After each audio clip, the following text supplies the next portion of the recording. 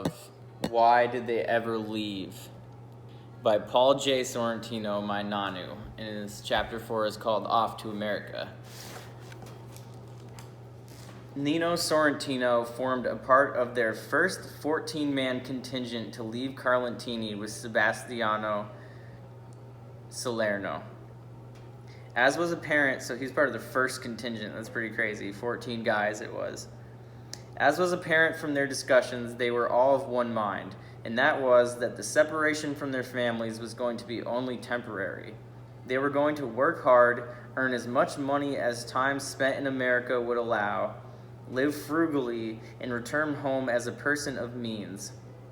They were going to have money, good clothes, jewelry, and American cigars like the ones Sebastiano was smoking. To do all of this, they gave themselves generally 5 years. They were young. They felt that they could afford the 5 years or so. They would submit to the rigors of going to live in a strange land and the humiliation that was to follow because of their inability to understand and speak the English language. It wasn't all doom and depression. They also discussed the possibility, if they fared well, of staying longer or of returning to Sicily for an extended stay, and then once more return to America. On the return trip back, they could go back, perhaps, to marry an old sweetheart that they had left behind, or they could possibly bring back with them one or more of their loved ones. This would make being away from their homeland more bearable. After a long, arduous, tempestuous trip, they reached New York Harbor. They stared solemnly at the Statue of Liberty as the ship slowly sailed past Bedloe Island and onto Ellis Island.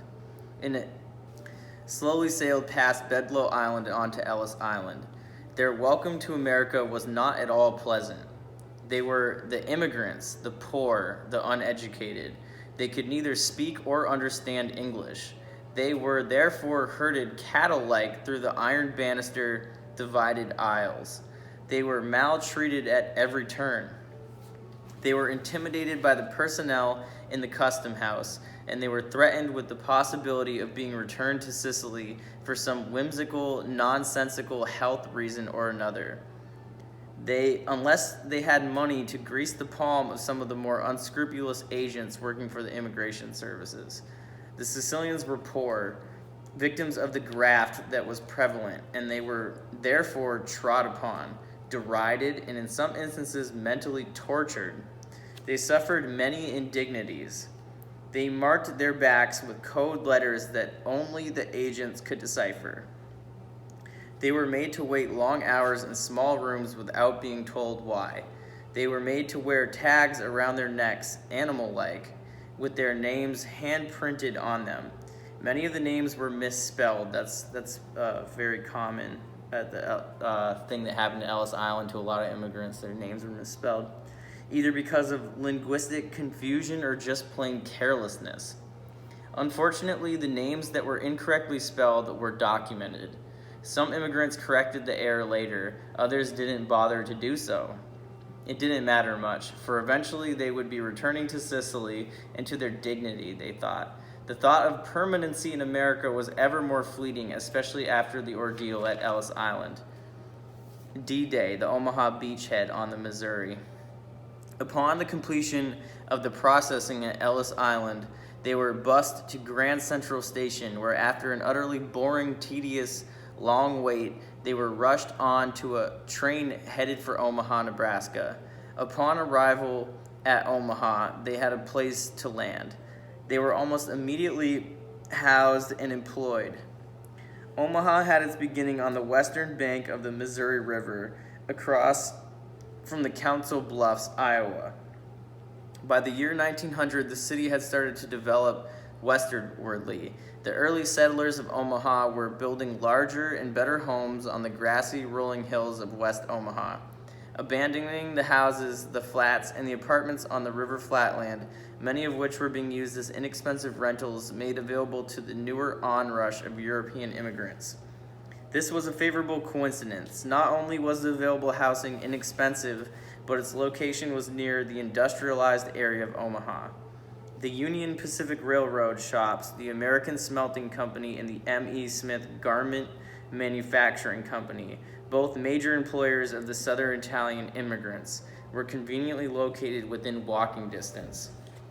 Although the community was interspersed with a variety of nationalities, the Italians colonized the southeastern part, the Slovaks and the Irish the southwestern part, and the Germans the far western part, where farmlands were available. The Italians, of which the great majority were Sicilians, were historically more clannish. They did not stray. They were more interdependent. Clannish meaning just they clanned together. They were more tight-knit. Again, having come from a warm climate of southern Italy and Sicily, and their citrus orchards, vineyards, and olive groves, to the frigid, snow-covered Midwest, they were very uncomfortable in America. To say the least, they were extremely insecure, and as it had been pointed out, they were very close-knit family people. They were anxious to reestablish the family and therefore formed a colony.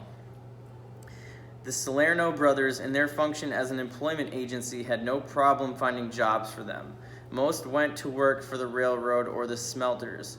No matter what their skills were, they were hired generally as laborers. At first, they felt this was due to lack of language skills. Later, in some instances, it was resented. They felt it was discriminatory. This was another reason for disappointment and for banding together, which gave strength to the colony concept.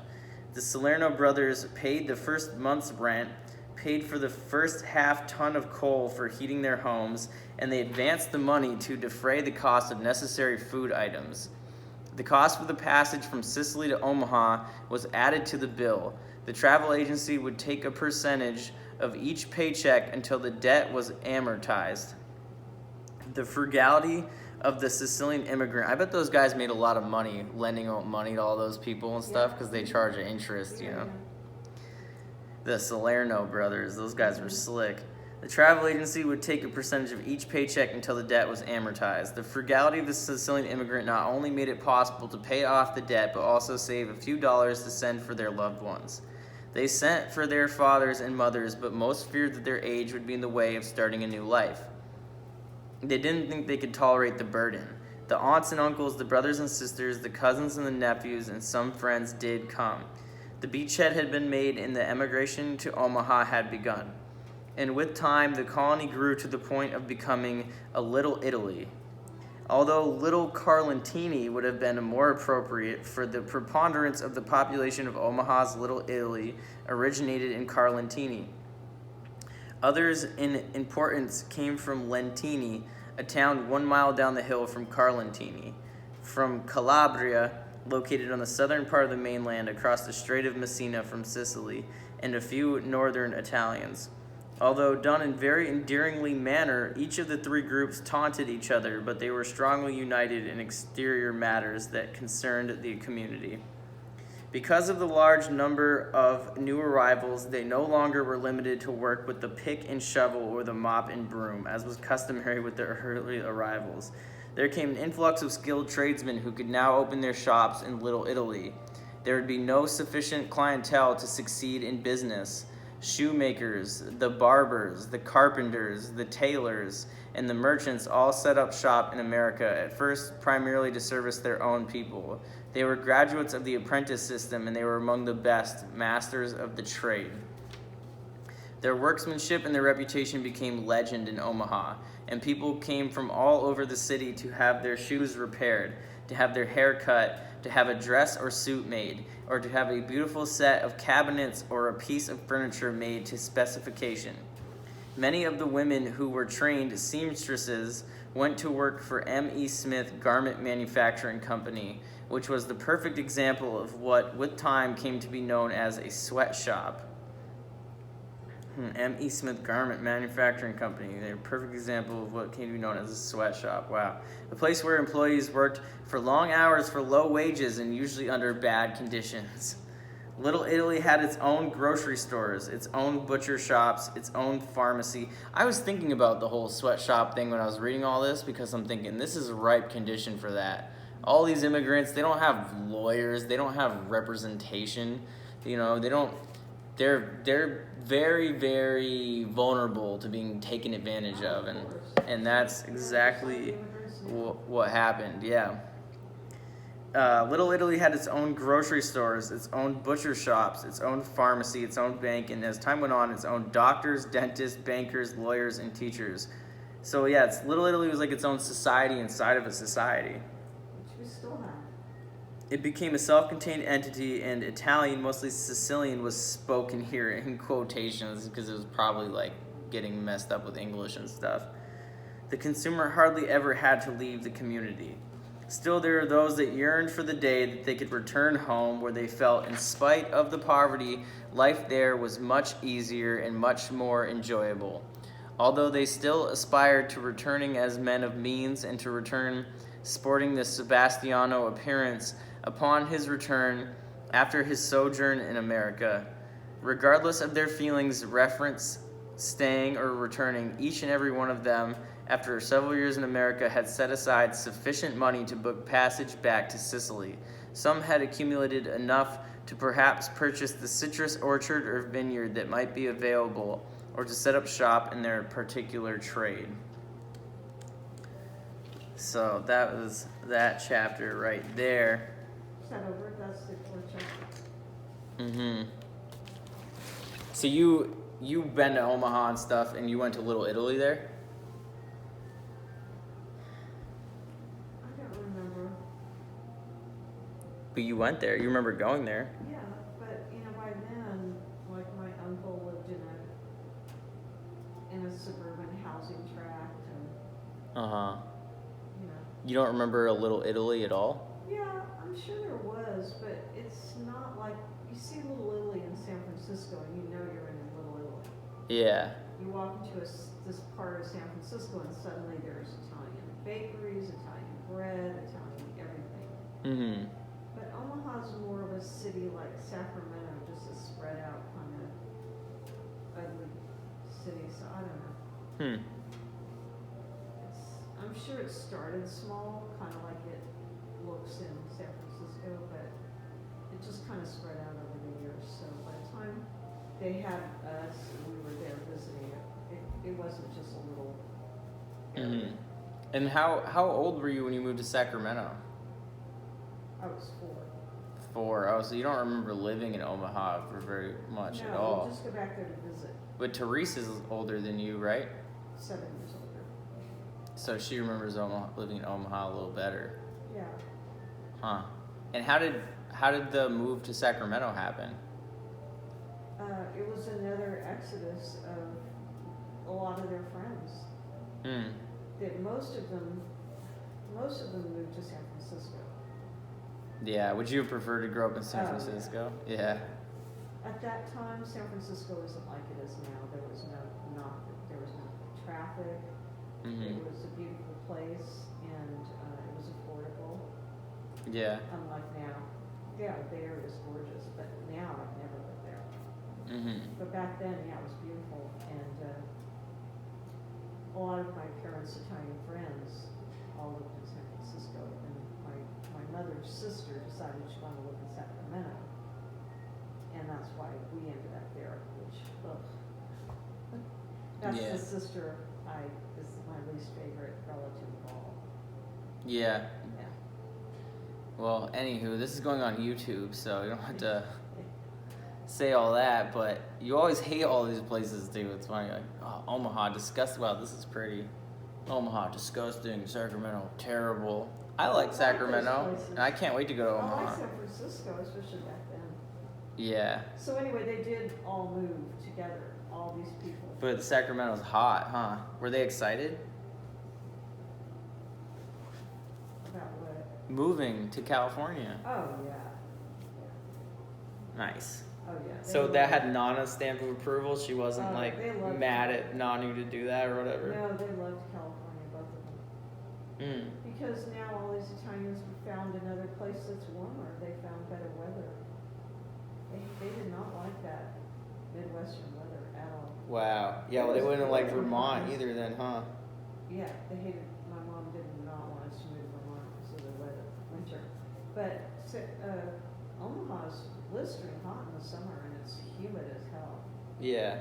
Huh. But then it's freezing and snow in the winter. Yeah. So no, they didn't like either of those things. So California, was more like Sicily. Mhm. It's more temperate weather all year round. Yeah. Well, I was just thinking of like moving and stuff with people. Wow, this video's got beautiful views. That's Italy, I guess. It's amazing. We're looking at this coastal area of just beautiful blue ocean, and it's so blue. The coastline. Man, the planet Earth is just gorgeous. Yeah, well, that's the story of people. We all move around and stuff. And we were talking about They moved in groups. Yeah. We were talking about this morning how my dad's family, who's English-Scottish, they also moved a lot of places and into Africa, for instance, and all these things. And Laura I was talking to, she grew up in North Carolina, but she lives in Vermont now on her own. And so Where's her family originally from? Chicago. But what about before that? I don't know. Chicago, I guess. Look at what you're. So the immigration, we all just move around, Bucala. Nigeria. Yeah. Yeah, the first girl I dated for 2 years, Bucala, her dad passed away when she was 4 years old. But he came to America, same story as what we were talking about. He was sending money back home to his family type deal. And he was like an engineer, computer science engineer or something, and he was Yoruba.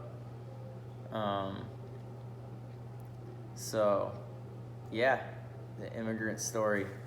So the next chapter is called The Sorrentinos, a Marriage Sicilian Style. So I think it's going to be about Nino's marriage, so that'll be interesting.